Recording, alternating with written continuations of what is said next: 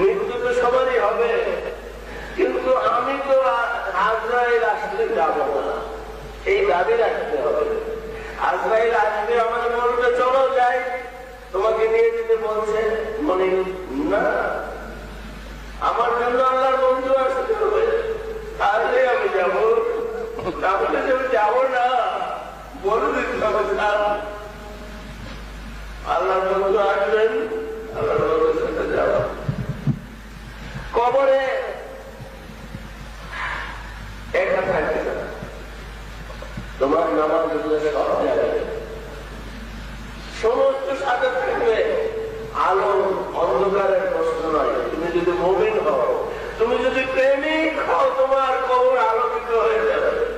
তোমার প্রেমের আলো সমস্ত নামাজ পড়েছ, কবুল নামাজ গুলো, কবুল সেজদা গুলো, প্রেমের সেজদা গুলো তোমার আলোকিত করে ফেলবে।